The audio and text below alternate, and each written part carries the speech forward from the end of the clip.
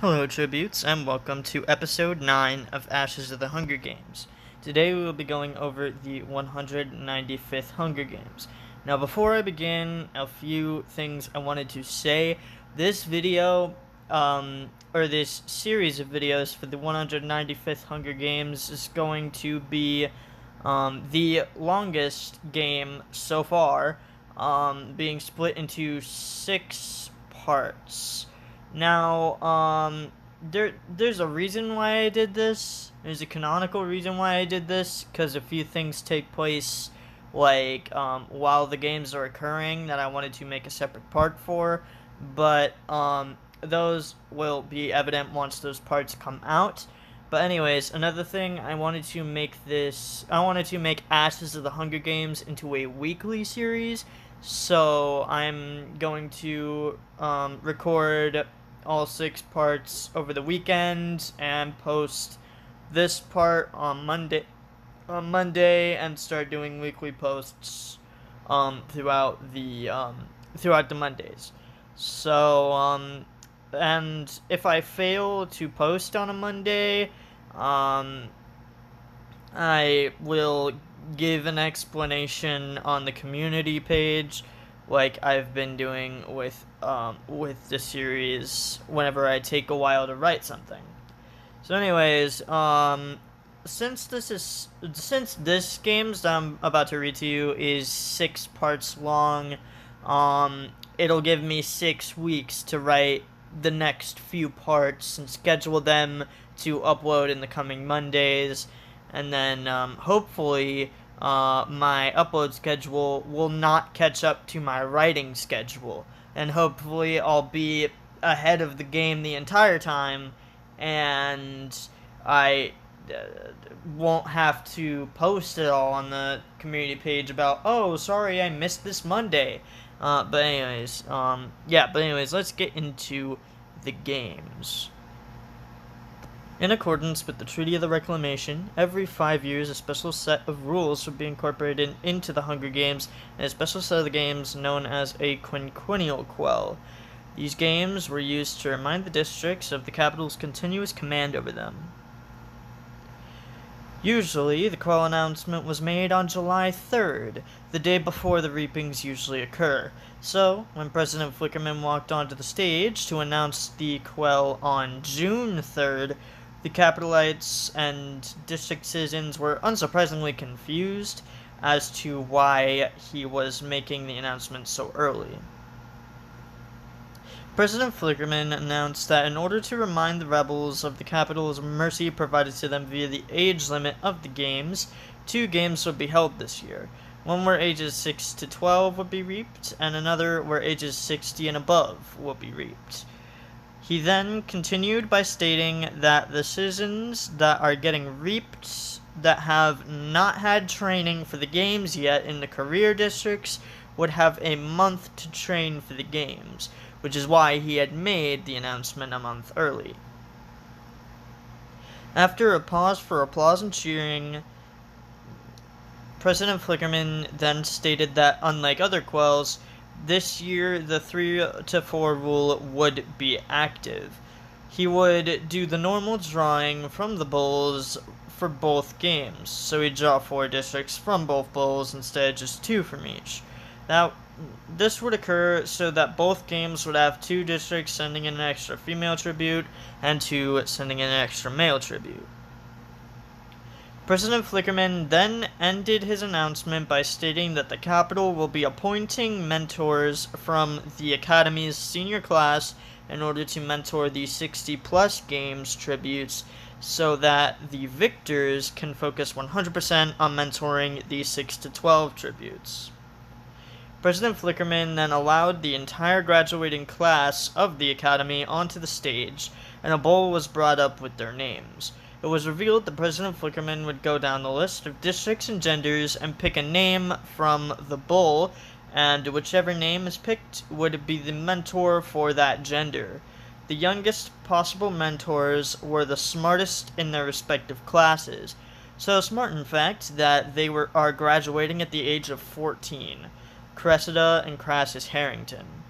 Meanwhile, the oldest had been held back 3 times for failing grades, 21-year-old Sadie Momsey. President Flickerman started with the District 15 mentors.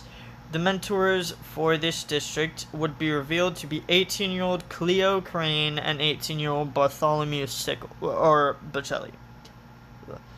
Cleo was a gorgeous young woman with long brunette hair and light blue eyes. Meanwhile, Bartholomew was a handsome young man with light blue dyed hair and green eyes. The District 14 mentors were revealed to be the Harrington twins, Cressida and Crassus. Cressida and Crassus were the most adorable members of the graduating class, having big smiles that could light up a room. When they were picked to mentor District 14, their smiles only grew. The District 12 mentors were revealed to be 18-year-old Juliet Zelder and 18-year-old Calixtus Jasper. The pair were classmates and always did their projects and homework together. Juliet had told Calixtus she had feelings for him a couple years prior to these games, and although Calixtus didn't feel the same, they remain close friends to this day. The District 11 mentors were revealed to be 18-year-old Vivian Friend and 18-year-old Amantius Doolittle. President Flickerman also picked out an extra name for the District 11 for the female 6 to 12 games mentor. This extra mentor ended up being 18-year-old Dionysia Swarovski. Vivian, Amantius, and Dionysia were all part of a 3-way relationship with each other. When they were picked to mentor the same district, the trio kissed each other and smiled before bowing. The District 10 mentors were revealed to be 18-year-old Regina Friend and 19-year-old Salvatore Friend. The pair were very close siblings until they fell for the same girl, Ophelia Bell. This girl got in between the siblings, and they started fighting and hating each other. This would cause both siblings to be angry when they were picked to mentor the same district as each other. The District 9 mentors were revealed to be 18-year-old Persephone Dovecote and 17-year-old Sejanus Heavensby. The pair dated in the past, before Persephone ended up cheating on Sejanus with a girl named Seraphina Stratton. This caused the pair to spiral into a series of angry arguments, with Sejanus stating that he knew what Persephone had done, while Persephone kept denying it. When they were both picked to mentor District 9, their anger was even more obvious to the crowd than even Regina and Salvatore's. The District 8 mentors were revealed to be 18-year-old Tavia Fling and 19-year-old Romeo Click. Tavia and Romeo were some of the only mentors that didn't know each other beforehand. Although they did have mutual friends, these friends never got the chance to introduce Tavia and Romeo to each other, seeing as Romeo was busy with his D&D club, while Tavia was busy cheerleading. The District 7 mentors were revealed to be 20-year-old Seraphina Stratton and 18-year-old Strabo Gall. Seraphina and Strabo knew each other before the mentor raffle, but not well. Strabo was Seraphina's drug dealer whenever she needed a fix. Seraphina had tried to seduce Strabo into a relationship with her, and he almost accepted, until one of his good friends and best clients, Sejanus, told him what Persephone had done to him with Seraphina. The District 6 mentors were revealed to be 18-year-old Octavia Breen and 18-year-old Tax Canville. Octavia and Tax were also some of the lucky ones who hadn't known each other before the mentor raffle. Octavia was a big nerd, often being shoved into lockers because of it. Meanwhile, Tax was a wallflower, not really talking to many people, causing him to not have many friends. The District 5 mentors were revealed to be 21-year-old Sadie Malmsey and 18-year-old Phineas Flickerman. Sadie and Phineas didn't really know each other too well, although they did have a one-night stand a few months before the mentor raffle. Sadie was considered one of the most attractive members of the graduating class this year, with long curly brunette hair and piercing blue eyes with a slight tan, often described as having curves for days and hips that don't lie. The District 4 mentors were revealed to be 19-year-old Paris Jasper and 17-year-old Remus Flickerman. Remus, being the brother of Phineas and the son of President Flickerman, is one of the most popular kids in school.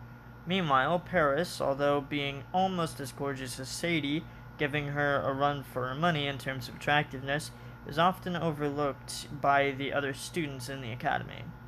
Remus and Paris don't know each other well because of this. The District 3 mentors were revealed to be 18-year-old Ophelia Bell and 19-year-old Tariff Jasper. This pair didn't know each other at all and were some of the last pairs to not know each other before the mentor raffle. Ophelia, being as beautiful as Paris, with her long red hair and light brown eyes, with freckles dotted around her nose and glasses on her face, she also gives Sadie a run for her money in terms of attractiveness. Although, as opposed to Paris, Ophelia is very well known around the school, getting many guys and even some girls to turn their heads to look at the beautiful specimen that is herself. Meanwhile, Tariff, much like his sister, is often overlooked, even though he is the most attractive boy in the graduating class, with his curly blonde hair and light green eyes. The District 2 mentors were revealed to be 19-year-old Victoria Anderson and 20-year-old Primus Mace. Victoria and Primus were best friends, even going as far as to twins some days.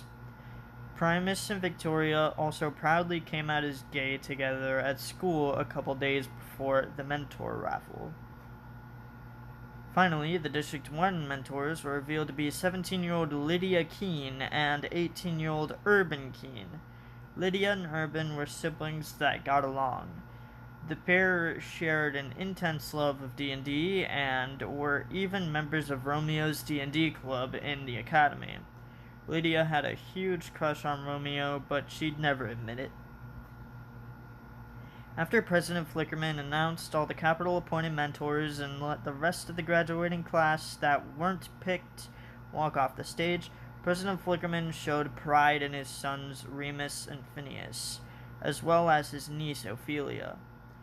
He then dismissed all of the capital-appointed mentors before ending his announcement by stating that this year was going to be fun, and that the capital should stay tuned for a very special year.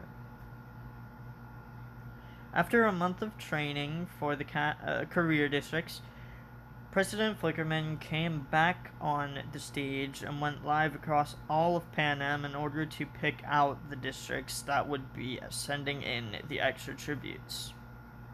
President Flickerman then stated that he would start off with the districts sending in the extra tributes for the 6 to 12 games. With that, President Flickerman walked over to the female reaping bowl and picked out a piece of paper. The paper was revealed to have a big red 15 on it. This reveal caused screams all throughout District 15. The young French mothers in this district hugged their young children in hopes that this wouldn't be their last chance to hug their kids. President Flickerman then walked over to the male reaping bowl and picked out a piece of paper. The paper was then revealed to have a big red 14 on it. This reveal caused screams of terror throughout District 14 as the young families within the district hugged their kids in hopes they wouldn't be reaped. President Flickerman then walked back over to the female reaping bowl and picked out another piece of paper. This paper was revealed to have a big red 2 on it. This reveal caused cheers all throughout District 2, as the young families in this district hugged their children in excitement as opposed to fear like in Districts 14 and 15. Finally, President Flickerman walked back over to the mail reaping bowl and picked out yet another piece of paper. This paper was revealed to have a big red 9 on it. This reveal caused laughter throughout the Capitol, as it reminded Capitolites of the time when District 9 was picked to send in one of the extra tributes way back in the 176th Hunger Games. Meanwhile, within District 9, riots began. Many young mothers had their children evacuated from the district. These riots were quelled, and the parents of the children who escaped the district were publicly hanged and executed, while the peacekeepers left to find the kids who had escaped. President Flickerman then announced that he was going to pick the districts that would be sending in the extra tributes for the 60-plus games now. He then walked over to the female reaping bowl and picked out a piece of paper. This paper was revealed to have a big red 14 on it. Screams were heard throughout District 14 again, as grandparents hugged their grandchildren, wives hugged their husbands, and parents hugged their children. President Flickerman then walked over to the male reaping bowl and picked out a piece of paper. This paper was revealed to have a big red 1 on it. This reveal caused cheers throughout District 1, as citizens who had dreamed of competing in the Hunger Games back during the Panem Reborn files had another chance to compete, as even the volunteers from the 175th Games were in their 60s now. President Flickerman then walked back over to the female reaping bowl and picked out another piece of paper. This paper was revealed to have a big red 5 on it. This reveal caused screams throughout District 5, as the elderly members of the district hugged their friends and family for what most likely was the last time. Finally, President Flickerman walked back over to the male reaping bowl and picked out one final piece of paper. This piece of paper was revealed to have a big red 8 on it. This reveal caused screams throughout District 8 and laughter throughout the Capitol and even some of other districts. This was revealed to be due to the fact that no one believed that District 8 would win again this year, due to the fact they had won the previous Quell 5 years ago. After all these districts were selected, President Flickerman then stated that the reapings for District 15's 6 to 12-year-old tributes would occur in only a couple hours. He then went on to say that District 15's 60-plus-year-olds would be reaped a couple hours after the 6 to 12-year-olds. Each reaping day, the tributes for each games would be reaped with a couple hours between. Four reaping days would occur, and then there would be 2 days in the Capitol before the tributes get taken to their own arenas. President Flickerman then stated that while the tributes were in the Capitol, the 6 to 12-year-olds would be having their interviews on the same day that the 60-plus-year-olds would be training. The next day, the 6 to 12-year-olds would be training, whilst the 60-plus-year-olds would be interviewed. These announcements caused murmurs of excitement, yet also a tiny bit of confusion. But just as quick as President Flickerman had been put on the screen, he was taken off of the screen. After President Flickerman got off of the TV, Capitolites rushed home to set up reaping parties, as District 15 citizens prepared for the reapings, hugging their loved ones one last time. So, this slide here shows the mentors for the games, and their ages, and the games they won, if they won Hunger Games. So, yeah, you can pause the video and take a look here if you want to. You don't have to, but I'm going to do it. but yeah, just you don't have to if you don't want to, but it's there. Yeah, that's all I gotta say about that. After the intense reapings in District 15, and even some easily squashed rebellions in the district, it was time for District 14's 6 to 12 tributes. In District 14, Armenia stood at the top of the reaping tower, overlooking the massive reaping enclosures that this district was known for. District 14 was also known for having only 3 victors, including Ross Kinloch, victor of the 97th Hunger Games, Sean Ed Thomas, victor of the District 14 Games, 100th Hunger Games, and Muhammad Yusuf, victor of the District 14 Games, 100th Hunger Games, all of which were now dead. So, joining Almenio on the tower instead of victors were capital appointed mentors 22-year-old Avia Flickerman and 42-year-old Simon Flickerman. Almenio took a deep breath before making his speech about the importance of the games and why the games existed. After his speech, which was clearly bullshitted again, Almenio walked over to the female reaping bowl and shoved his hand into the reaping bowl, swiveling his hand around in the bowl and picking out a piece of paper. The name Almenio had picked out was revealed to belong to 11-year-old Charlotte Hughes from Zone A. When Charlotte heard her name, she screamed and burst into tears. This reaction caused Almenio's shaking to become visibly worse. Since Almenio had arrived in this district, his shaking had visibly grown worse due to the immense fear and guilt he felt about Sky's death in his games. He was surprised that he hadn't received death threats from this district for leaving Sky alone after getting intimate with her. As Charlotte stepped out into the aisle, her light brown hair hung around her shoulders, and her left eye was covered by strands of her long hair. Just then, screams were heard in the back of the reaping enclosures, where her grandparents, Norman and Fionn, were waiting for the 60-plus reapings to occur. When Charlotte heard the screams of her grandparents, she cried even harder. Eventually, peacekeepers were forced to intervene, grabbing Charlotte by the arms and dragging her to the cart that would take her to the reaping tower.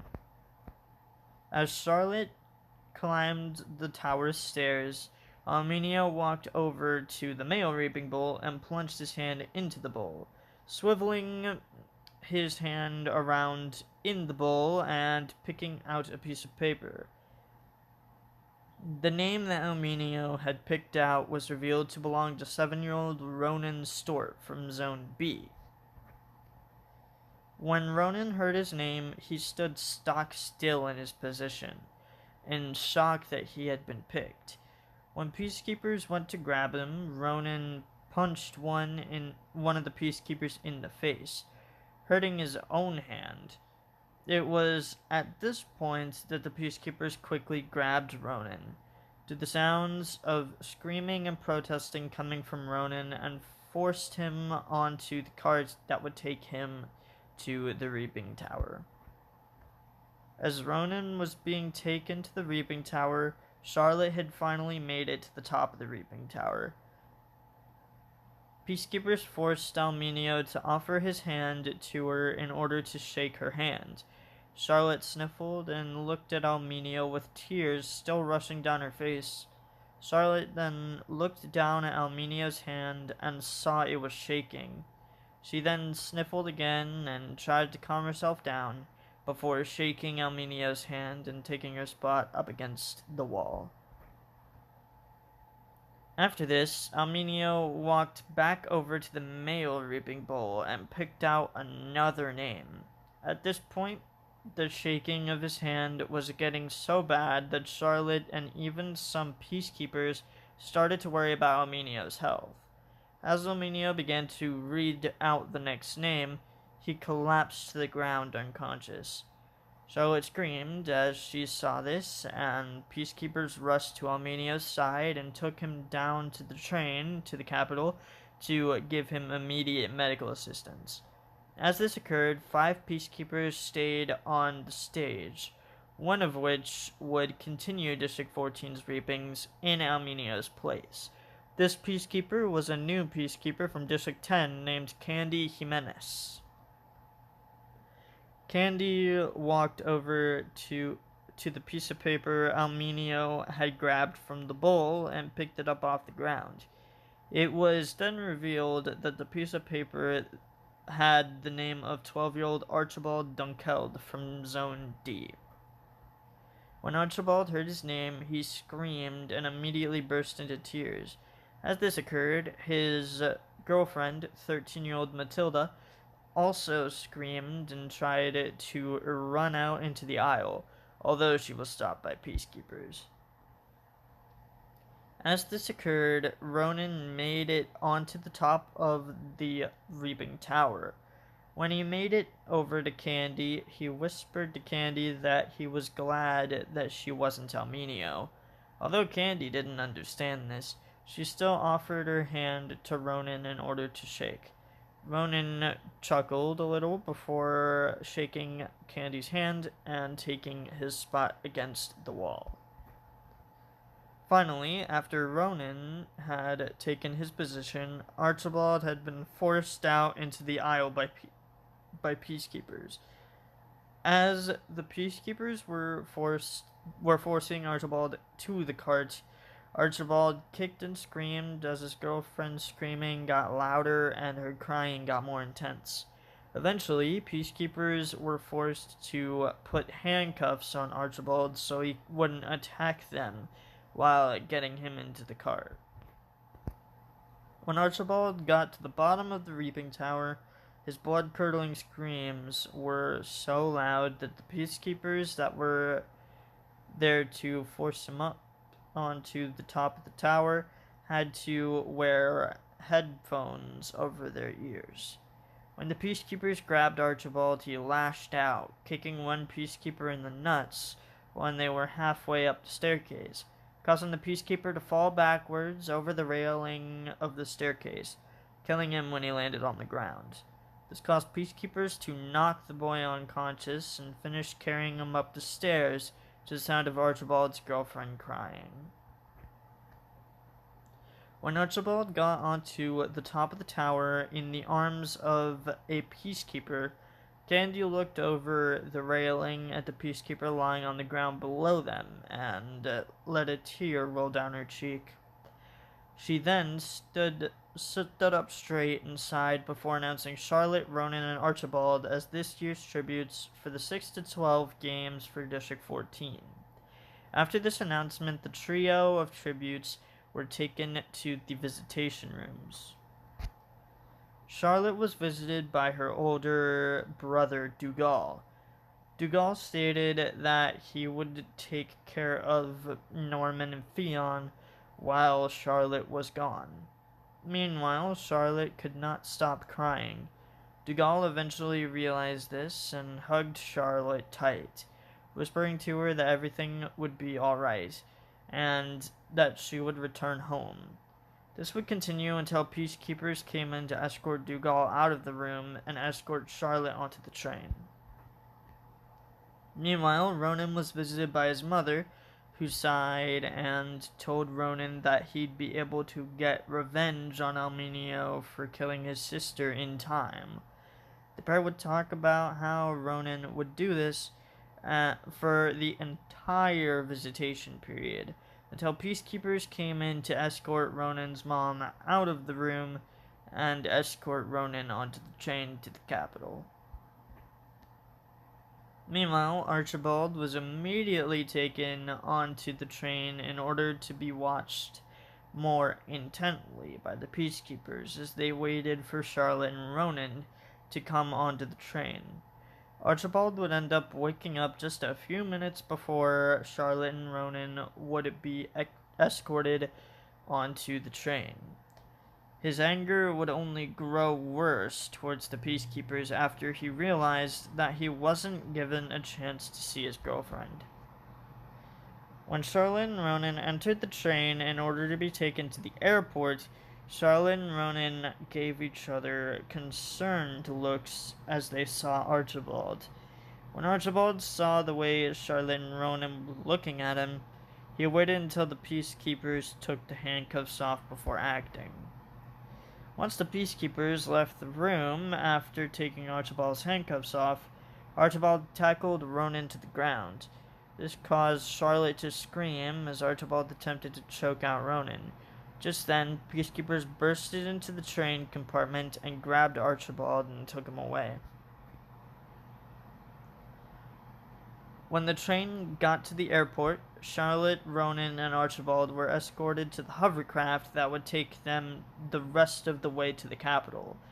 On this hovercraft, Archibald glared at Charlotte and Ronan. This caused Charlotte to lean against Ronan, scared of Archibald. Eventually, the peacekeepers got up and, without a word, took Charlotte, Ronan, and Archibald up into the main part of the hovercraft. When the tributes got into the main part of the hovercraft, they were met by their mentors, Avia and Simon. When the pair of mentors met up with the tributes, Charlotte and Ronan immediately made their uncomfortableness felt towards Archibald clear and evident. Avia and Simon took these feelings from the tributes into account and agreed that Simon would help Archibald train, or at least attempt to, while Avia would help Charlotte and Ronan train. Avia would end up taking Charlotte and Ronan into the gym in the back of the hovercraft, while Simon stayed in the main part of the hovercraft with Archibald and a heavy peacekeeper presence. Avia would run on a treadmill as Charlotte and Ronan both looked at the gym equipment before eventually settling for the exercise bikes in the back corner of the gym. Avia would ask the pair the required training questions, like if the pair had any weaponry experience, even though she knew they had none. Eventually, the group would get off the exercise equipment and would go back into the main hovercraft compartment, where Simon was still failing to get Archibald to open up. The group would then begin to watch the 60-plus reapings for their district, having started watching about halfway through. 2 hours after the 6 to 12 reaping for District 14, Candy got back onto the top of the reaping tower and made a speech about the importance of the games, as she was required to do. She then began by walking over to the female reaping bull and plunging her hand into the reaping bull with a devious smirk. She swirled her hand around in the bowl for a little while until she felt like the bowl was decently mixed, and then pulled out a piece of paper. She then read out the name of 91-year-old Isabella Thomas from Zone E. When Isabella heard her name, she barely reacted audibly. Her normally calm exterior was seen to get rather scared, however. It was later revealed that due to her advanced age and a past stroke, she, much like Mags of the 75th Hunger Games, couldn't speak. As Isabella stepped out into the aisle and cameras found her, she did a 3-finger salute up at the cameras, which caused peacekeepers to rush over to her and force her into the cart, and they even rode with her over to the bottom of the reaping tower. As peacekeepers forced Isabella up towards the top of the reaping tower, Candy walked over to the male reaping bull and plunged her hand into the bowl. She smirked deviously at the mail reaping enclosure before picking out a piece of paper. It was revealed that the name of 71-year-old Norman Hughes from Zone A was picked. When Norman heard his name, he looked towards the female reaping enclosure where his wife, Fionn, was crying. As he looked towards the peacekeepers that were rushing to his location, all he could think was that he hoped his granddaughter, Charlotte, wasn't watching from the hovercraft to the Capitol. As peacekeepers got to his location, Norman just stepped out into the aisle without intervention by the peacekeepers. These peacekeepers then helped Norman up into the cart that would take him to the reaping tower. As this occurred, it was seen that up in the hovercraft, Charlotte was crying while Ronan was hugging her and rubbing her back. Avia and Simon would eventually state that they thought this interaction was adorable and the perfect example of what people in the old world called puppy love. Meanwhile, as Norman was put in the cart, Kennedy walked back over to the female reaping bowl and picked out another name. It was then revealed that the name of 63-year-old Lee Kelly from Zone G was picked. When Lee heard her name, she screamed. Her caramel eyes darted around the reaping enclosure before darting down to the floor in sadness. Lee was hoping that someone would volunteer in her place, but to no avail. As peacekeepers arrived at Lee's location, she fainted. This caused peacekeepers to grab her and rush her off to the train to the airport. As this occurred, the other people in the reaping enclosures were dismissed to go home. As the people were leaving, Isabella and Norman made it up to the top of the tower. When the pair made it to the top, Candy offered her hand to Isabella in order to shake. Isabella then shook Candy's hand before taking her spot up against the wall. Candy then turned to Norman and offered her hand to him. Norman would then shake Candy's hand before taking his spot up against the wall. Candy then announced Isabella, Norman, and Lee as this year's tributes for the 60-plus games from District 14 to the cameras. Isabella and Norman were then taken backstage to be visited by their family and friends. Isabella was visited by her granddaughter, Annabella.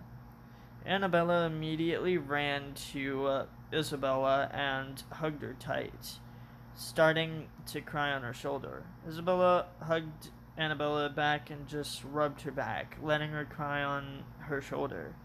When peacekeepers came in to escort Annabella out of the room, she screamed as she was taken away.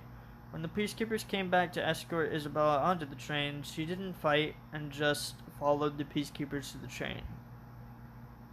Meanwhile, Norman was visited by his wife Fionn and his other granddaughter Gwyneth and his grandson Dougal. Gwyneth and Dougal both hugged Norman tight as Fionn talked with Norman about strategy. Even though they never had the chance to compete in the games, considering the last time District 14 competed was in the 100th Hunger Games, the group would try to talk to Norman about strategy. Although all Norman could think about was Charlotte and hoping that him and Charlotte could win together. Eventually, peacekeepers came in to escort Fionn, Gwyneth, and Dougal out of the room and escort Norman onto the train.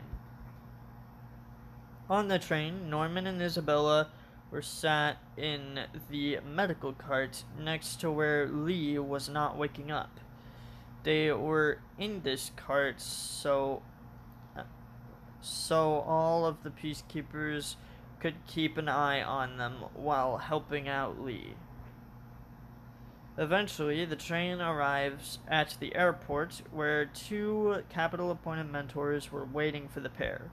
These two extra capital mentors were 14-year-old Cressida Harrington and 14-year-old Crassus Harrington. When the tribute stepped off of the train, Crassus and Cressida took the tributes onto the hovercraft. Here, Isabella and Norman were told to wait in the bottom while Cressida and Crassus and the peacekeepers set up the upstairs area. As Isabella and Norman waited, they listened into the monitors downstairs that were monitoring Lee's heart rate, among other things. A few seconds before they were allowed to go topside, Isabella and Norman heard Lee's heart rate flatline. Just then, Crassus and Cressida rushed down and grabbed Isabella and Norman as nurses and peacekeepers rushed down to tend to Lee. Upstairs, as Cressida and Crassus began talking to Isabella and Norman, Isabella stared straight forward in a dazed expression, while Norman paced back and forth, not able to be pulled out of his trance. Many hours later, it was time for District 5's 60-plus reaping. When Cabea walked back up onto the stage, she sighed. The 6 to 12 reapings in this district didn't go well. Two unremarkable younger tributes were reaped with no distinguishable qualities for victory. As Cabea walked over to the female reaping bull, she heard something she didn't expect considering the circumstances. She heard someone volunteering. This volunteer was revealed to be 73-year-old Finch Larson. When Finch stepped out into the aisle, Cabea was still surprised and caught off guard by the fact that Finch had volunteered.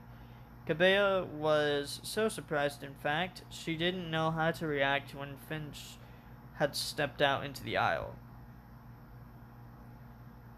As Finch walked toward the stage, another volunteer was heard, catching Cabea even more off guard, causing her mouth to fall open in surprise and shock. Just then, 92-year-old Lula Gray stepped out into the aisle and hugged Finch. It was revealed that the pair were cousins, and Lula volunteered to protect Finch in the arena. Cabea didn't know how to react as these two girls made their way up onto the stage. When they finally got onto the stage, Cabea shook off her shock and offered her hand in order for Finch and Lula to shake. Finch shook Cabea's hand first before taking her position against the wall behind Cabea. Then Lula shook Cabea's hand and took her position against the wall right next to Finch. Cabea then walked over to the male reaping bull and was glad that she actually got to pick a name from the bull. Cabea reached into the male reaping bull and picked out a piece of paper. The name she had picked out was revealed to be that of 60-year-old Antiman Westinghouse. When Antiman heard his name, he stood there in his spot in the reaping enclosure in deep thought. Before he could do anything, though, peacekeepers grabbed him and forced him out into the aisle, and forced him to walk down the aisle. When Antiman got onto the stage, he looked down at Cabea's offered hand, in deep thought again. He then shook hands with Cabea, both wearing a fake smile on their faces. Antiman then took his spot against the wall behind Cabea. Cabea then announced Finch, Lula, and Antiman as this year's 60-plus tributes for District 5. After this announcement, Finch, Lula, and Antiman were taken backstage to be visited by their families. Finch was visited by her granddaughter and sole living member of the Larson family besides herself, Camaria. age 19. Kamaria hugged Finch tight and whispered to her that everything was going to be alright. It had to be. The pair would continue to hug, and both made promises they knew they couldn't keep, until peacekeepers came into the room to escort Kamaria out of the room and escort Finch onto the train. Meanwhile, Lula was visited by her granddaughter, Proxima, age 29, and great-granddaughter, Solara, age 9. Solara hugged Lula and cried on her shoulder as Proxima held back tears herself.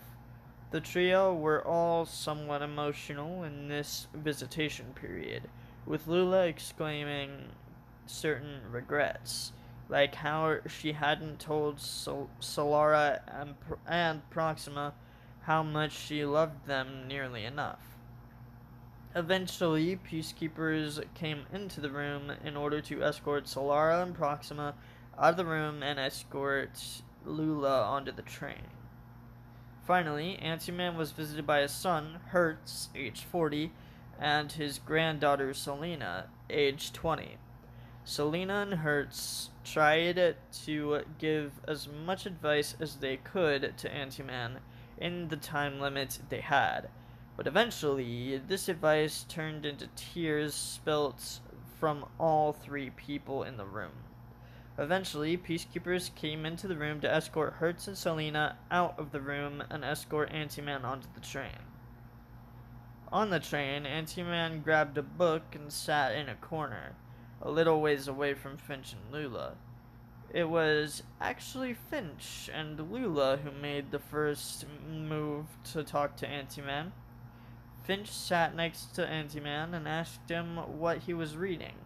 Anti-Man replied that he was reading about theoretical sciences and other interesting science-y things. Finch found this interesting and actually wanted to read with him. Anti-Man actually let Finch do this and continued to read, with Finch reading over his shoulder. Meanwhile, Lula wasn't very interested in theoretical sciences, and so she grabbed a different book about mathematics and such, and went to the opposite corner of the train compartment. Finally, after a few minutes of reading in silence, Phineas and Sadie finally came into the train compartment. They were stumbling around due to being so tired, as they had been up since 2 in the morning. Phineas decided to take Finch and Anti-Man to go train in the gym in the back of the train, while Sadie talked with Lula where the trio was already. In the gym, Phineas ran on a treadmill while Finch and Anti-Man sat in a corner, continuing to read their book. When Phineas brought this up and asked them why they weren't working out, Anti-Man brought up the fact that they were reaped for the games and that they could very well be looking at their last days alive. Then he asked Phineas if he would want to spend his last days working out, to which Phineas replied that he wouldn't want that. As that was going on in the gym, Sadie asked Lula questions like if she had any weaponry experience. To no one's surprise, Lula replied that she didn't have weaponry experience, but knew the difference between poisonous and non-poisonous plants and fruits. This actually impressed Sadie, and she told Lula to use that in the arena. After a few more hours, it was time for District 3's 6 to 12 reapings. When Kabea arrived on the stage, she looked around at all the youths. The year prior, Kabea actually immediately noticed something in Alminio as she looked through the crowd. As she looked through the crowd this year, however, she did not notice anything in the crowd that stood out as a victor material. Cabea walked over to the female reaping bowl and gave Arsenica a small smile before plunging her hand into the reaping bowl. She swirled her hand around in the bowl for a moment before picking out a piece of paper. The name on the piece of paper was revealed to be that of Arsenica's 7-year-old niece, Delara Ballander. When Delara's name was heard her name, she screamed and immediately burst into tears. Meanwhile, Arsenica also tried not to cry at this. Arsenica also started to cry. This even made Cabea feel bad for the pair. As this occurred, a small and quiet voice broke over the crowd. This voice belonged to Delara's twin brother, Delaro Ballander. Delaro stepped out into the aisle and stated a second time that he volunteered as tribute. At that point, both Arsenica and Delara cried harder. Delaro didn't know why they were still crying until peacekeepers came to escort him onto the stage with his sister. Once the pair got onto the stage, Delaro finally realized what he had just done, and he too burst into tears as Cabea offered her hand to the pair in order to shake their hands. Even Cabea had to try everything in her power to avoid bursting into tears as well. Delara and Delaro had been crying so hard that they had to be guided to shake Cabea's hand. Once they had done this, Arsenica guided her niece and nephew to their spots against the wall. After the pair took their positions against the wall, Cabea sadly announced Delara and Delaro as this year's tributes for District 3. Once this announcement was done, Delara and Delaro were taken to the backstage area in order to be visited by their families and friends. Delara was visited by her mom, Dolores. Immediately, when Dolores came into the room, Delara burst into tears and hugged Dolores tight. Delara apologized multiple times, and Dolores kept trying to comfort Delara by saying that it wasn't her fault that she was raped. This went on until peacekeepers came in to escort Dolores out of the room and escort Delara onto the train. Meanwhile, Delaro was visited by his dad, Demo. When Demo came into the room, he immediately hugged Delaro and stated that it wasn't smart of him to volunteer, but he was proud of Delaro anyways. Demo then went on to try and give Delaro as much advice as he could for the arena. This went on for a few minutes until a peacekeeper came in to escort Demo out of the room and escort Delaro onto the train. On the train, Delara and Delaro sat on the couch trying to calm down. Eventually, Arsenica rushed into the main train compartment and hugged both of them tightly. She then went on to state that Delaro's mentor, Almenio, was still in the hospital, and so they would be meeting him eventually in the capital. After this, Arsenica started the training with the normal mandatory training questions. She asked the pair if they had any prior weaponry experience, although she already knew the answer. Delara answered that she didn't have any prior weaponry experience. But when Delaro opted to not give an answer to this question, this confused both of the girls on the train.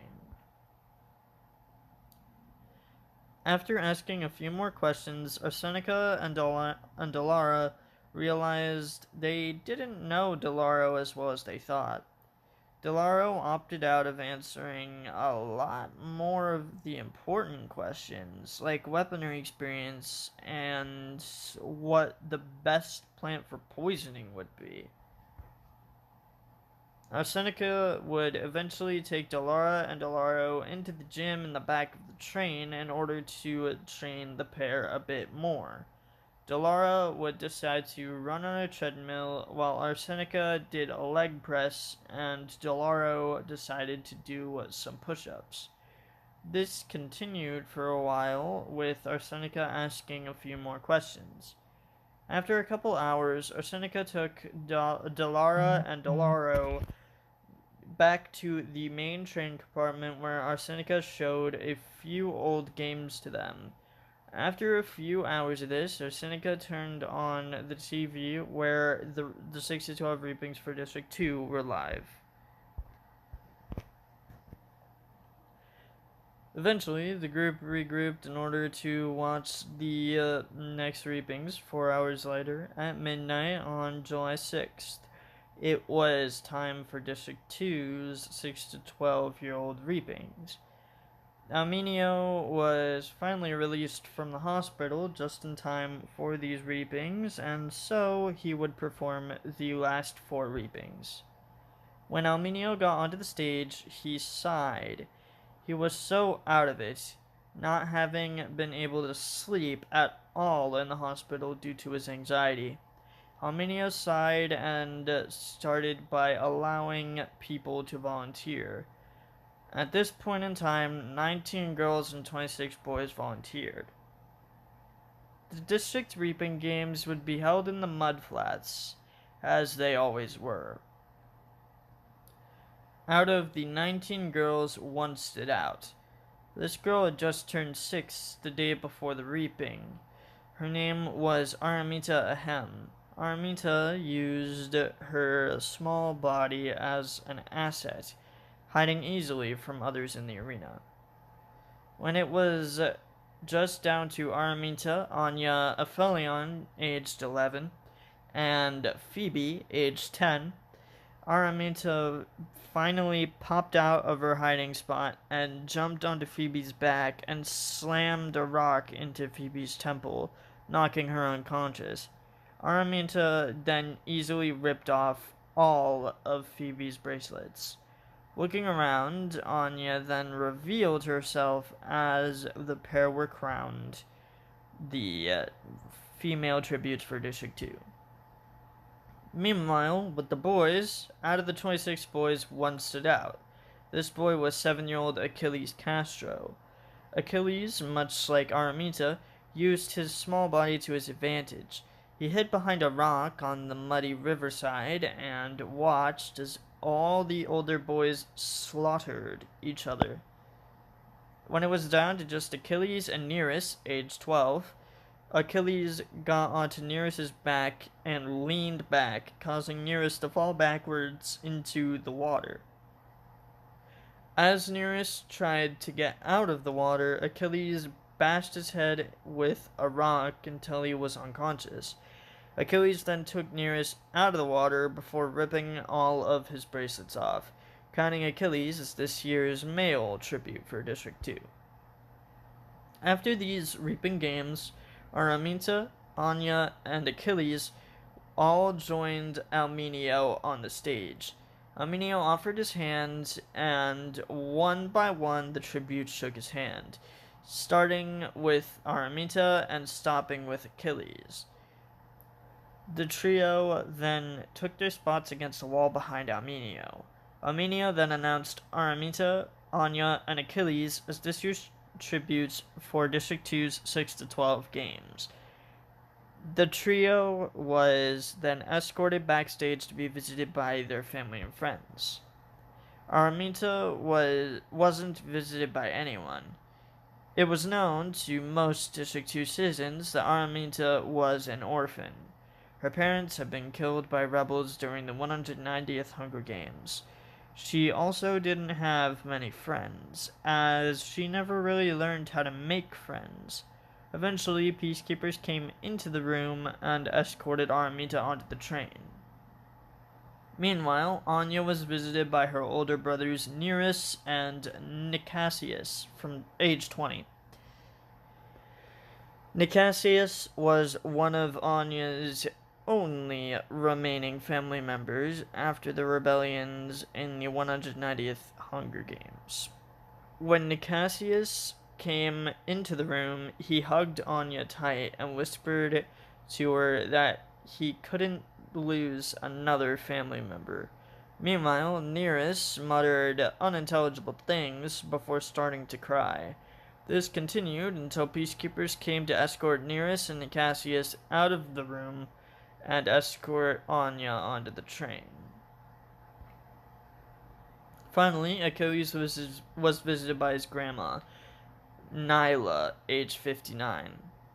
Nyla brought Achilles into a tight hug and sighed as she told the story of how his grandfather, Caius Rig, had won the 173rd Hunger Games.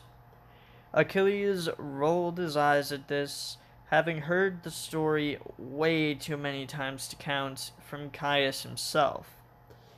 The only reason why he wasn't there, too, was because after he successfully mentored Maximus Fox to victory, Caius became a drunkard, not wanting to do much besides sit around the house getting drunk.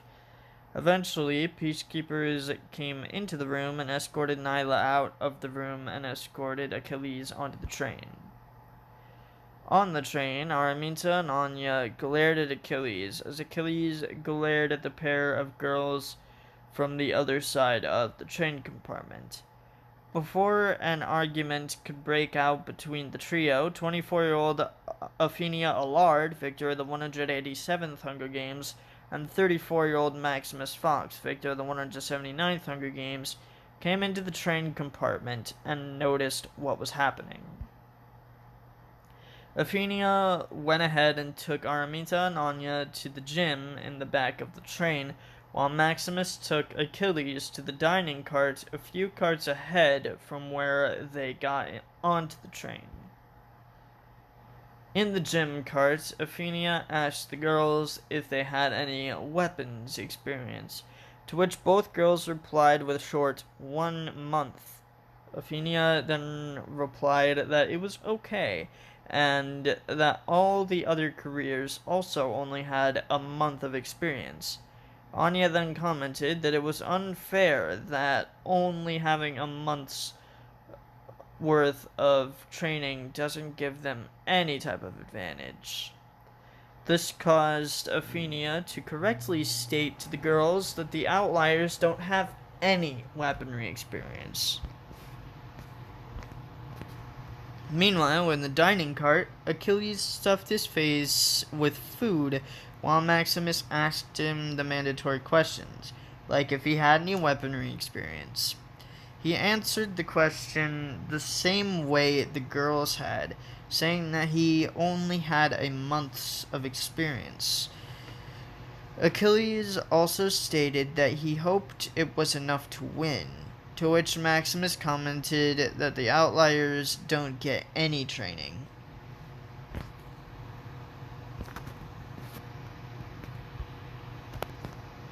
Eventually, the group reluctantly regrouped in the main train compartment and watched the future reapings.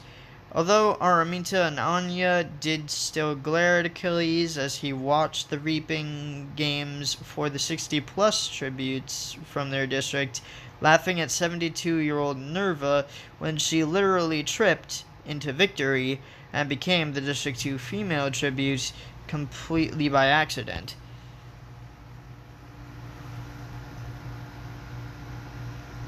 After 6 hours, it was finally time for the final reaping, the 60-plus reaping for District 1. Unlike the 6-12 games, Armenia was met with no volunteers for the 60-plus games. So Armenia was forced to do a normal reaping in this district. Armenia walked over to the female reaping bowl and took a deep breath as he stuck his hand into the female reaping bowl and picked out a piece of paper. The name Almenio had picked was revealed to be that of 81-year-old Disney Angstrom. When Disney heard her name, she smiled slightly. Meanwhile, her kids and grandkids actually screamed and showed fear that Disney was reaped. Eventually, Disney requested help from the peacekeepers to get to the stage, as her walker wouldn't cut it. Peacekeepers would walk over to Disney's spot in the reaping enclosure and gently take her hands and walked her up to the stage. When Disney arrived on the reaping stage, she had to ask the peacekeepers to guide her hand to Elminio's hand to shake it. Disney was partially blind, and so she could definitely use the help from the peacekeepers. Once Disney's hand found Elminio's, she shook Elminio's hand before being guided to her spot against the wall behind Elminio. Elminio then walked over to the male reaping bull and picked out a piece of paper. The name he had picked out was revealed to be that of 60-year-old Cameo Mortello. When Cameo heard his name, he sighed and looked down at a necklace he had around his neck. Turns out his wife was taken from him during the 175th Hunger Games, and the necklace he was wearing was her dog tags from her service as a peacekeeper. Eventually, peacekeepers made their way over to Cameo and gently pulled him out into the aisle. When he made it out onto the aisle, he started to cry, causing Elminio to want to cry too, but he held his tears back as Cameo approached.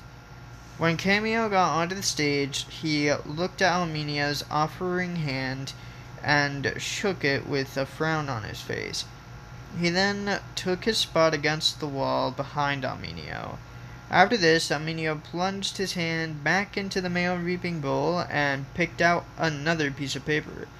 The name he had picked out was revealed to be 89-year-old Archon Angstrom. When Archon heard his name, he smirked and immediately started walking out into the aisle. When he made it out into the aisle, his smirk scared the people who were already reaped, along with Elminio. As Archon walked towards the stage, his smirk never left his face, making the tributes lose more hope the closer he got to the stage. When he finally got onto the stage, Elminio looked fearful as Archon offered his hand first for the handshake. Elminio then shook Archon's hand, and Archon took his spot against the wall behind Elminio. Elminio then announced Disney, Cameo, and Archon as this year's tributes for District 1. The trio were then taken backstage in order to be visited by their family and friends. Disney was visited by her wife, Gemma, age 79. Gemma hugged Disney tight and cried on her shoulder. Gemma didn't want to let go of Disney, but she could stay in this hug forever if Disney wasn't going into the games, but she was, and there was no way for Gemma to stop it. Eventually, peacekeepers came into the room to escort Gemma out of the room and escort Disney onto the train. Meanwhile, Cameo wasn't visited by anyone. His whole family was either taken by rebels or by the Hunger Games. Meanwhile, his friends were few and far between. Cameo had made friends in other districts while moving around with his wife before she died in the 175th Hunger Games. Eventually, peacekeepers came into the room and escorted Cameo onto the train. Finally, Archon was visited by his wife, 93-year-old Fortuna. Fortuna smiled and hugged Archon tight. She believed Archon had what it took to win, and Archon believed it too. He promised Fortuna that he would return home to her, and they would live happily ever after in a cute little shack in the Victor's village. This fantasy made Fortuna smile as peacekeepers came into the room to escort Fortuna out of the room and escort Archon onto the train. On the train, Disney and Cameo stayed far away from Archon out of fear. As their mentors had them watch the past reapings, Archon laughed at the same part of the District 2 60-plus reaping that Achilles had on the train to the capital. Meanwhile, Cameo and Disney didn't really pay attention, just thinking about how they could return home to the place they grew up and grew old in. They didn't know if victory was in their blood, but they'd be damned if they didn't try. When the hovercrafts for District 14 arrived, Ronan and Charlotte were terrified. Meanwhile, Archibald was just pissed off. Before stepping off of the hovercraft, it was noted that Archibald flipped a table over in pure unadulterated rage, scaring Charlotte and Ronan even more.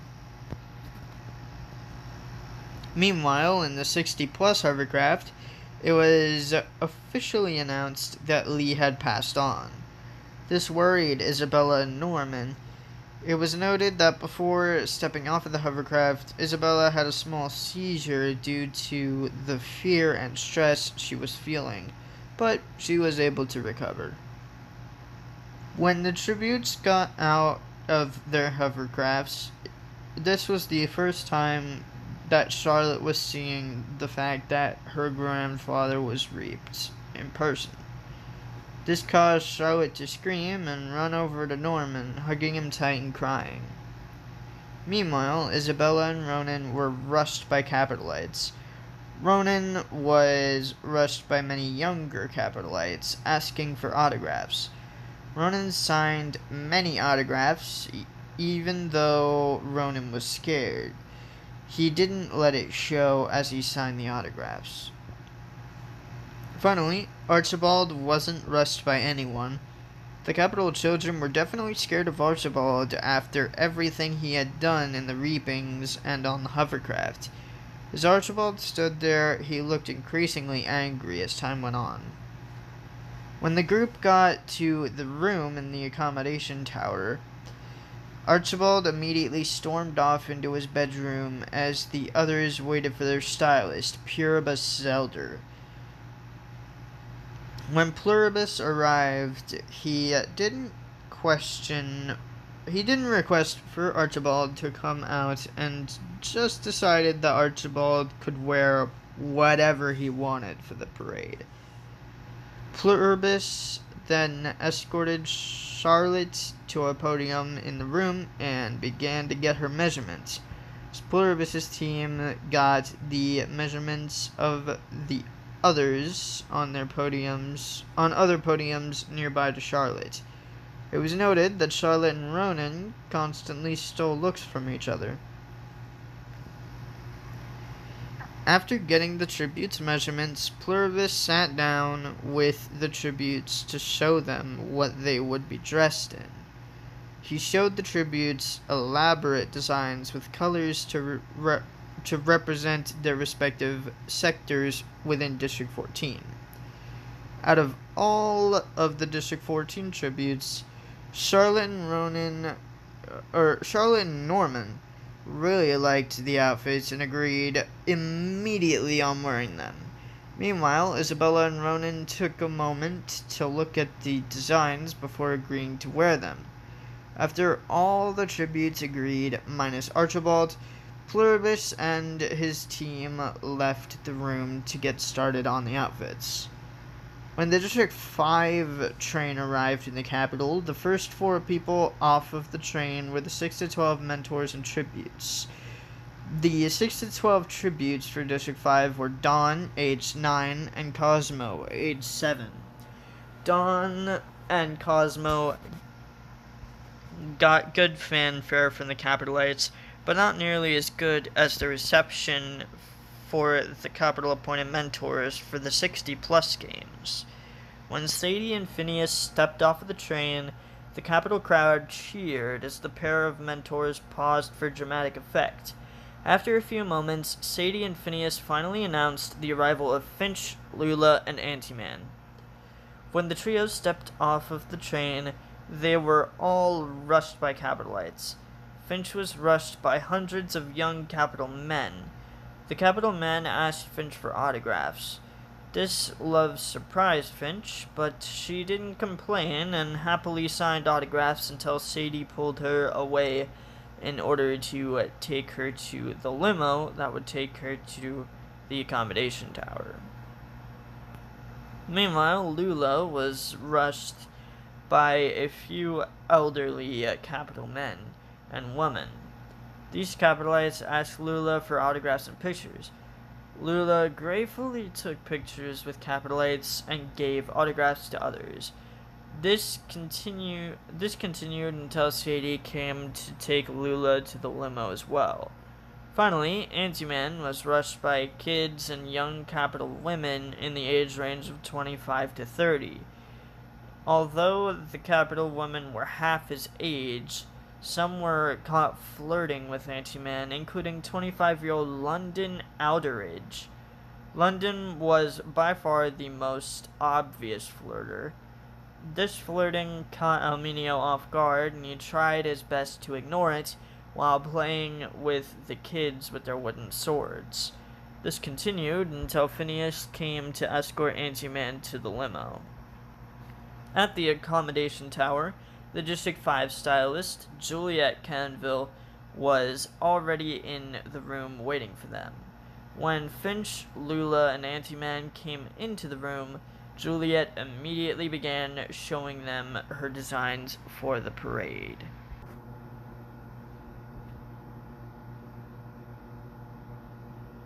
One design caught everyone's eyes. This design consisted of some dark pants, most likely jeans, a neon green hoodie, and a black leather jacket with hints of neon green sprinkled throughout the jacket. This design actually incorporated the neon green quite nicely, according to the tributes, and even Sadie and Phineas stated that the outfits weren't completely hideous. Once the outfit was agreed upon by the tributes and mentors, Juliet and her team immediately began getting the tributes' measurements. It was at this point that Ant-Man noticed that London was part of Juliet's design team. As Juliet got Lula's measurements and half of Juliet's team went to get Finch's measurements, London was part of the half of Juliet's design team that was tasked with getting Ant-Man's measurements. As London was getting the measurement of Ant-Man's undercarriage, she tried to get a rise out of him, but this did not work, and Ant-Man just felt uncomfortable about the situation. When the teams were done getting the tribute's measurements, London gave Ant-Man a piece of paper with her number on it, telling Ant-Man to give her a call if he survived. Although Ant-Man fully intended on not calling her, he said that he would. When the District 3 train arrived in the capital, Arsenica stepped off of the train and Alminio walked over to the train in order to announce the arrival of the tributes. They took a momentary pause before announcing the arrival of Delara and Delaro. Once Delara and Delaro stepped off of the train, many Capital citizens rushed them. Delara was rushed by many young Capital girls around her age. One of these girls was 8-year-old Belladonna Caliban. For more information on future President Belladonna Caliban, see File 201. Belladonna was one of the Capitolites to ask Delara to play with her with one of the wooden swords she carried. Delara happily played with the young girl as Arsenica watched proudly. Eventually, Arsenica took Delara away from the crowd and took her to the limo that would take them to the accommodation tower. Meanwhile, Delaro was swarmed by multiple young Capital boys. These Capital boys asked for autographs. Although Delaro's handwriting was terrible, he still signed autographs to the best of his ability. He also played with the wooden swords that the kids carried. Their battles were epic. These epic battles continued until Arminio took Delaro to the limo. When the group arrived in the accommodation tower, their stylist, Cleo Cardew, was already there and waiting for them. As soon as Delaro stepped into the room, Cleo started to show them the designs she was thinking about putting them in for the parade. Although Delara and Delaro didn't understand the ideas behind the designs, a design that incorporated colorful lights rushing through the outfits caught their eyes. This outfit design also seemed to be Cleo's favorite of the ones she made. It made her happy that she finally got to use this design. As Cleo and her team got the tribute's measurements, Arminio and Arsenica got their first look at the capital-appointed mentors for their district. Arminio's eyes immediately landed on Ophelia Bell. As Ophelia caught Arminio staring, she blushed and looked away, feeling a rush of many different emotions. As for Arsenica and Tariff, the two immediately struck up a friendship. Tariff talked about how unlucky he was to have his tribute die halfway to the capital.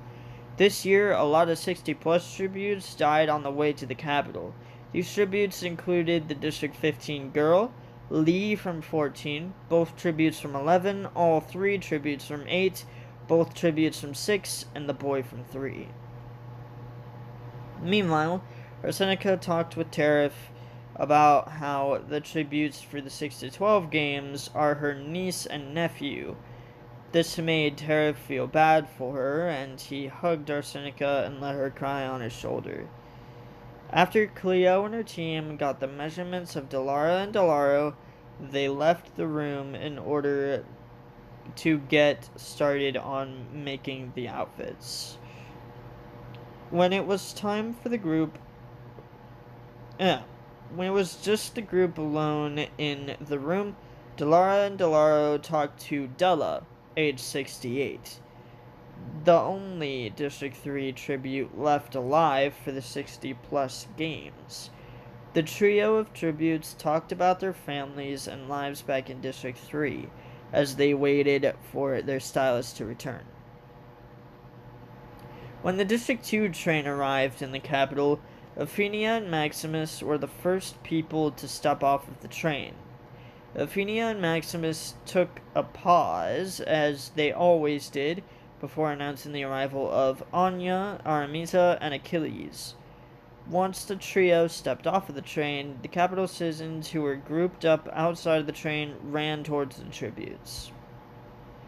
Anya was swarmed by young capital boys. Anya's long brunette hair was an immediate draw for many capital boys. The capital boys who swarmed Anya asked her for autographs and pictures with her. She would sign autographs and with surprisingly graceful handwriting, and would pose for pictures with others. This would continue until Aphenia came and took Anya to the limo to take her to the accommodation tower. Meanwhile, Araminta was swarmed by more young capital boys. These boys requested for Araminta to fight with them using their wooden swords. Araminta would gladly do this with multiple groups. Araminta continued fighting these boys until Aphenia came to take Araminta to the limo. Finally, Achilles was swarmed by young capital girls. These girls begged Achilles for autographs and pictures. Achilles would chuckle at these requests, eventually giving in to the demands. He would sign autographs and take pictures with capital girls until Maximus came and took Achilles to the limo. Once the group arrived at the accommodation tower, they had to wait a little while for their stylist, Felix Pacelli, to arrive. As they waited, Aphenia and Maximus talked with the trio about how they should act on the parade float and how not to act on the parade float as well. When Felix finally arrived in the accommodation tower, he immediately began showing Anya, Araminta, and Achilles the designs he had spent years designing. At first, Felix thought the kids would like the designs, but the trio actually complained about all of the outfits. Anya said the first one was too revealing for her, Araminta said the second one was too Roman for her, and Achilles said that the third one was too boring and expected by the capital. Felix understood the first complaint posed by Anya, as these designs were designed for the normal 17 and 18-year-olds from this district in mind. He also understood Achilles' complaint, as Achilles was right. The capital would expect something like that. What he didn't understand was Araminta's complaint. District 2 mostly had Roman-inspired outfits, and that's all Felix knew to design. This caused the trio to agree to work together to design an outfit and see what Felix thought of it. Felix actually liked this idea and let the tributes pull through with it. This idea would prove to be effective, as Araminta, Achilles, and Anya came back in a few hours with a beautiful Greek-inspired outfit. It wasn't too revealing, and it wasn't too Roman, and it wasn't what the capital usually expected from District 2. Felix liked these designs a lot, and it showed on his face as he began to get the tribute's measurements. After getting the tribute's measurements, he smiled at the trio and thanked them for the ideas, and then he left the room with his team in order to get started on the costumes. Finally, when the District 1 train arrived in the capital, Urban and Lydia Keene were the first people off of the train. They paused for a moment before announcing the arrival of Disney, Cameo, and Archon. When the trio stepped off of the train, they were rushed by many young Capitolites. Cameo was rushed by many young Capital girls, asking for autographs. Cameo easily put a smile on his face and signed the autographs wherever these girls wanted them. As this occurred, Archon was also being rushed by many Capital girls, asking for the same thing. Both boys did an amazing job with the task of keeping the Capitolites happy. Just then, as Disney was being rushed by citizens, she collapsed. Screams were heard on the train platform as Lydia, Urban, Cameo, Archon, and multiple peacekeepers rushed to Disney's location. All the people around Disney showed immense worry and care for her as the peacekeepers took Disney to the hospital. After this occurred, Lydia and Urban had no other choice but to take Cameo and Archon to the accommodation tower early. When the group arrived at the accommodation tower, they sat in silence as they waited for news about Disney's condition. Eventually, Cameo and Archon felt nervous for Disney, hoping she wasn't dead. A few hours later, District 1 stylist, Everest Green, came into the room with his head hung low. It turned out that Disney was the 11th life taken by old age before the games even began. This discouraged Cameo and Archon, who just went into their rooms, not caring about how they looked in the parade. Everest would sigh at this and apologize to Lydia before leaving the room with his team, clearly being unable to get the tribute's measurements. While in the tunnel, all the tribute all the tributes noticed that 14 more chariots were purchased for these games. 14 chariots were for the 6 to 12 games and were in front, while the other 14 chariots in the back were for the 60 plus games tributes. In the front chariots, Charlotte and Ronan looked for Archibald. Archibald scared the pair, and they wanted to keep tabs on him. But when they saw him talking to the couriers, fear struck the pair hard. As Charlotte and Ronan stared on in fear, they failed to notice that Sophie from 15, Catherine from 15, Vincent from 15, Dawn from 5, Cosmo from 5, Delara from 3, and Delaro from 3 were approaching them. Delara broke silence by stating that Charlotte and Ronan looked scared. This sudden speech caused Charlotte and Ronan to jump out of fear before noticing it was just the Smarties. Dawn and Cosmo stated that they should work together in order to get past the careers. Charlotte, Ronan, Sophie, Catherine, and Vincent were hesitant at first because of what happened last year when the 14s and 15s allied with the boy from 3. They did eventually accept this plan, however, after seeing Archibald being accepted into the Career Alliance. Meanwhile, Archibald had gone directly to the District 2 chariot, where he saw Lombaria from 12, Retro from 12, Lisa from 10, Jeremy from 10, Dove from 7, Fern from 7, Blue from 4, Blair from 1, and Brass from 1, meeting up with Anya, Araminta, and Achilles. The group of careers immediately got along with Archibald because of their shared bloodlust. It was only a matter of time until Archibald asked to be part of the Career Alliance, and when he did, he was swiftly accepted. After the group accepted Archibald into the Alliance, the group talked about who the leader of the careers should be this year. Araminta would end up taking the lead with Archibald, while Archibald would be her second in command if anything were to happen to her.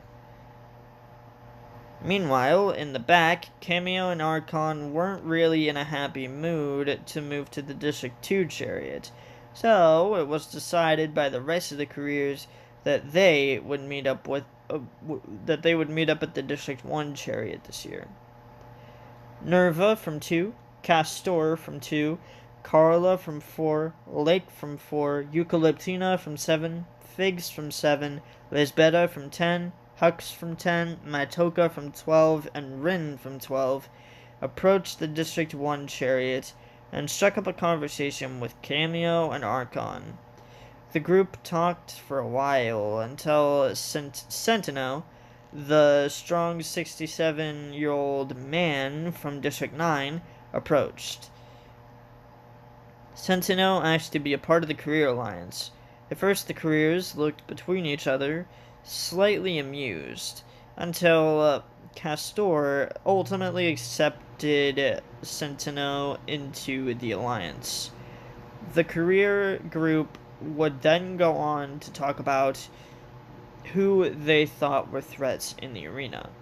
Meanwhile, Antiman, Lula, and Finch approached Della from 3, the only living 60-plus tribute from District 3. The group talked for a little while, complimenting each other's parade outfits and whatnot.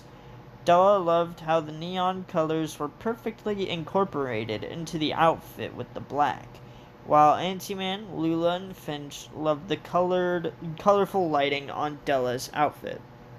This group would continue to chat until Tessera from 9 approached them with her ally, Odo from 15.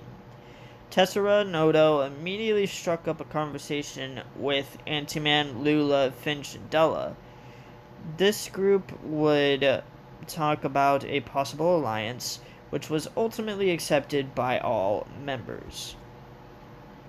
Finally, at the District 14 chariot, Isabella and Norman paced back and forth as they watched everyone except for them get accepted into large alliances.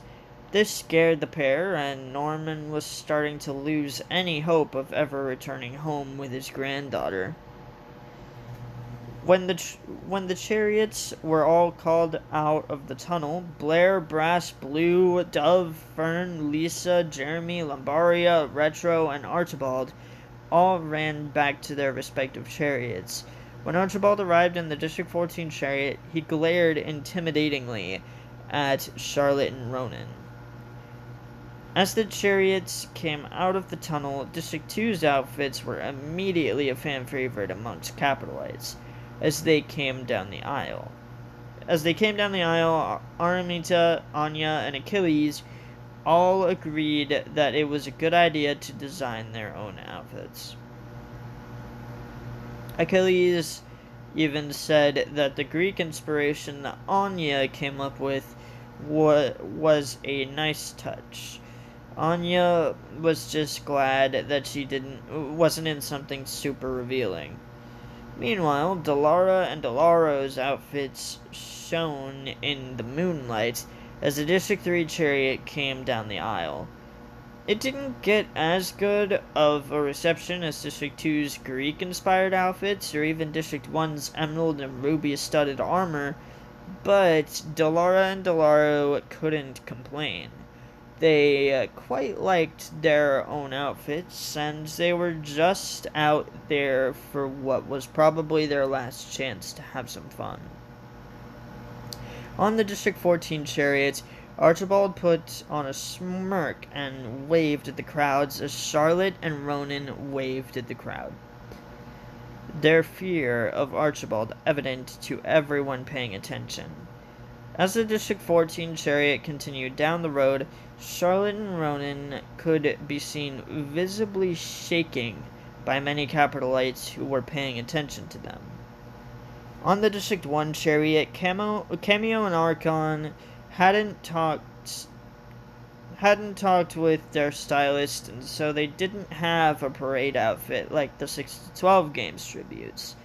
This pair were just in their casual wear, which received boos from the Capitolites in the crowd. Meanwhile, on the District 5 chariot, Anti-Man, Lula, and Finch received high praise for how their outfits used neon colors with dark colors in a way that actually looked good. Anti-Man waved at the crowd along with Lula and Finch. These tributes were by far accepted better than the other 60-plus tributes. Finally, on the District 14 chariot, Isabella and Norman were still terrified as neither of them were accepted into one of the large alliances that were created. They did also feel a pang of anger towards Odo for not being in an alliance with them. Their outfits weren't particularly enjoyed by the capital, but they weren't hated like the District 1 casual outfits were. After the chariots returned to the tunnel, Benji and Katie Flickerman talked about who they would want to win this year's Best Dressed for both games. Benji stated that he loved the Greek-inspired outfits of District 2, and stated that it was something different that they had never seen from District 2. Meanwhile, Katie stated that she loved the colorful lights of the District 3 outfits, and the emeralds and rubies of District 1's outfits. Meanwhile, as the pair talked about the 60-plus games tributes and who would win the Best Dressed award, Katie stated that she was truly disappointed in the District 1 tributes. She continued by stating that she knew their district partner had died, but that wasn't reason enough to give up. Meanwhile, Benji talked about how he loved the colors of the District 5 outfits, and the way they effortlessly combined the neon colors with the dark colors in a way that didn't look terrible. Eventually, Benji and Katie would agree which outfit won Best Dressed this year. When the chariots got back to the tunnel, it was evident that District 2 had won Best Dressed tribute for the 6-12 games. As Araminta, Anya, and Achilles got off their chariots, they were surrounded by their mentors, cheering for them and their idea to do Greek. Meanwhile, it was evident when Sadie and Phineas ran to Ant-Man, Lula, and Finch cheering that District 5 had won Best Dressed for the 60-plus games. This made the group happy, and their allies even congratulated them before heading up to their own rooms. This year, it was determined that the training and interviews would start later that night. The 6-12 tributes would be training first, while the 60-plus tributes would be getting interviewed. Then, the next night, the 60-plus tributes would train, while the 6-12 tributes would be interviewed. As the 6-12 tributes made their way down to the training center, Delara and Delaro talked with Dawn, Cosmo, Charlotte, Ronan, Sophie, Catherine, and Vincent about what they should do in training. As the group talked, they overheard Archibald and the Careers laughing about them. This angered Delara and Delaro, but they were talked out of doing anything by Charlotte and Ronan. When the 6-12 tributes got to the training room, they looked around, waiting for Durian Fennel, victor of the 175th Hunger Games, to come and let them loose in the training center. When Durian did this, Delara, Delaro, Dawn, and Cosmo immediately led Charlotte, Ronan, Sophie, Catherine, and Vincent over to the electric station. Here, the 3s and 5s would teach the 14s and 15s how to rewire an electric circuit. Meanwhile, with the Careers, Araminta and Archibald watched the 3s, 5s, 14s, and 15s very closely. Anya and Achilles would try flirting slightly with the 1s while this was occurring. After a little while, Araminta walked towards the other alliance and punched Delara in the face, trying to intimidate the other smaller alliance. Instead of the effect she intended, it caused a huge battle between the Careers and what would come to be known as the Anti-Careers this year. Punches were thrown and some tributes kicked each other as other tributes who weren't in either alliance crowded around the fight to watch. Meanwhile, the mentors of the fighting tributes rushed down to the training floor to try and break up the fight. Armenia was the first person down there, and he dived in between the fighters and pushed them away from each other until his mentor friends could make it down there. Most tributes calmed down, but Araminta was still in an intimidating mood. She let her fist plunge into Alminio's side. Alminio managed to keep his footing as Araminta grabbed a knife. Araminta then went to stab Alminio, but he skillfully dodged the attack, muttering that Araminta must have forgotten he was a victor. Araminta then went to attack him again, plunging the knife into his hand, causing Alminio to let out a pained yell. Alminio then also grabbed a knife. This action was only meant to intimidate Araminta into backing out of the fight, but when she swung her knife at Alminio again, he knew there was no ending the fight diplomatically. He had to fight back. It was indeed self-defense. As the fight continued, Aluma Bates, victor of the 186th Hunger Games, Alumo Bates, victor of the 185th Hunger Games, Aphenia Allard, Maximus Fox, Arsenica Ballander, Kabea Herricks, victor of the 193rd Hunger Games, Cher Berkeley, victor of the 170th Hunger Games, Van Jennings, victor of the 156th Hunger Games, Jack Jordan, victor of the 176th Hunger Games, Hollis Marlowe, victor of the 174th Hunger Games, Anastasia Chavez, victor of the 189th Hunger Games, Wolfmark Saunders, victor of the 189th Hunger Games, Angel Horowitz, victor of the 191st Hunger Games, Abreva Heidman, victor of the 192nd Hunger Games, Simon Flickerman, Avia Flickerman, Sasha Mariu, victor of the 147th Hunger Games, and Elise Leger, victor of the 155th Hunger Games, rushed down to the training center to give backup. When the large group of victors were almost to the training center, they heard a scream coming from the training center. When they came into the training center, they were met with the sight of Araminta with a knife deep in her stomach, the knife being held by Almenio. Almenio looked equally, if not more, terrified than Araminta when he had stabbed her. Arsenica and Aphenia stepped out of the crowd,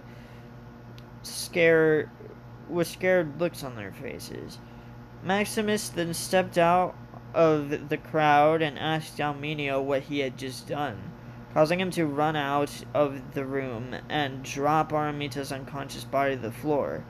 At that point, the training was done, and everyone was told to return to their accommodation rooms immediately.